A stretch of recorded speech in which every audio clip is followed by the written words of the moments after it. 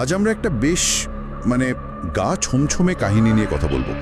পিঁপড়ে কুমারীর অভিশাপ, একটা লোক কথা, বেশ পুরনো। হ্যাঁ, একটা পোড়ো বাড়িকে ঘিরে গল্পটা প্রায় 25 বছর ধরে নাকি পরিত্যক্ত অবস্থায় আছে।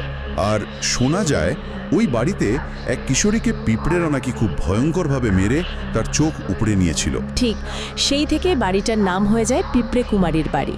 বেশ অদ্ভুত, তাই না? অদ্ভুত তো বটেই। আর এইরকম একটা জায়গায় কিছু ইউটিউবার, সোহেল নামে একজন, হ্যাঁ, সোহেল আর তার দুই বন্ধু মিনহাজ আর তমা, ওরা গিয়েছিল ওই বাড়িতে ভিডিও বানাবে বলে, যাকে বলে ভূতের সন্ধানে আর কি। ঠিক এই কন্টেন্ট বানানোর লোভ বা সাহস যাই বলি না কেন, সেখান থেকেই ঘটনার শুরু। তো চলুন দেখি গল্পটা কিভাবে এগোয়।